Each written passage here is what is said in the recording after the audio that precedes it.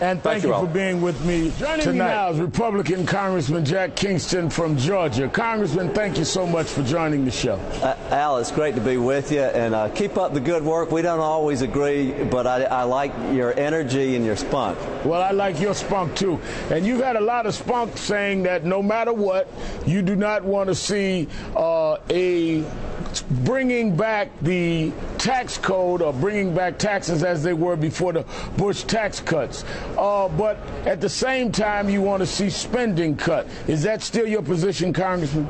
It is, Al, because I think part of it can't just be talking about the pain of cuts as much as the opportunity of growth.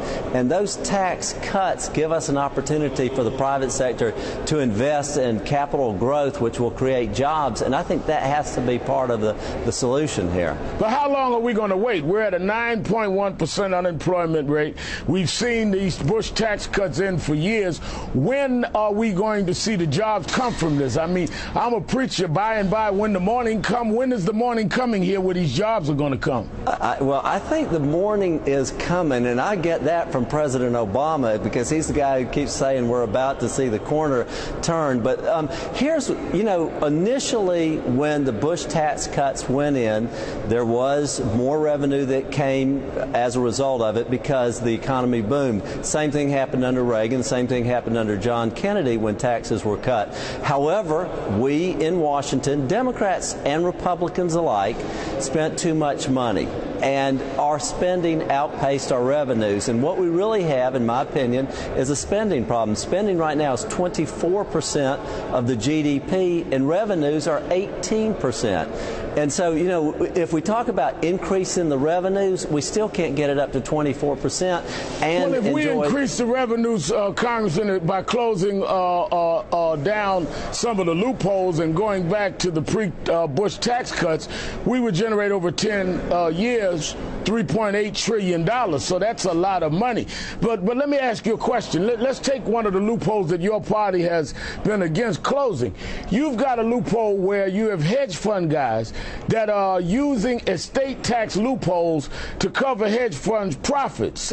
Give you an example. John Paulson, it was revealed by the New York Times, last year he made $4.9 billion. This one man, equal to 184,000 Americans, what they would make annually. Does that make sense to you? Well, it doesn't make complete nonsense either. I'm not saying it makes 100% sense, but I'm not sure it makes nonsense. The reason is I would like to think that a lot of the activities of Mr. Paulson and the rest of the crowd up there on Wall Street are helping us create jobs around America. Well, I would like to think it too, but it's not true. I mean, I'd like to think that I could fly. Congressman, you're going to tell me that that's not nonsense for a man to make the equivalent of 184,000 people annually?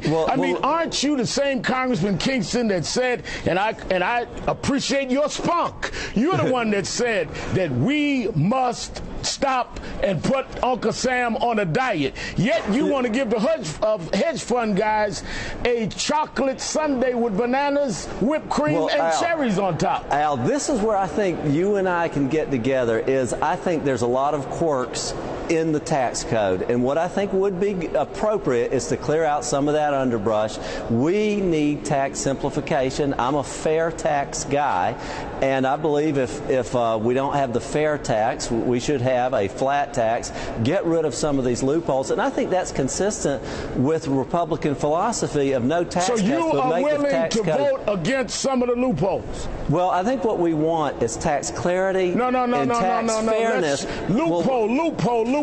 Will you, as we are going into this negotiation, say that loopholes should be on the table? I think loopholes should be on the table. Great. Would you say that we should put fair tax on the table in terms of going back to restoring the tax cuts?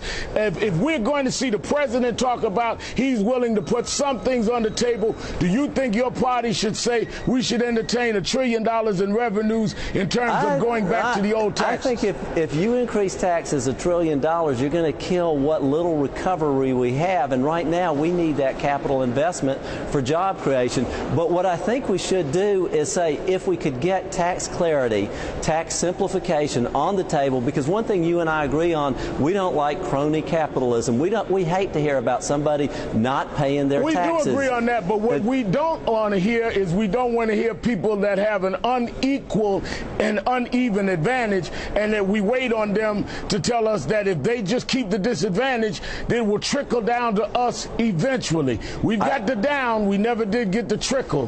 Thank you, Congressman Jack Kingston. Thanks for your time tonight, and thank you for coming and talking with me.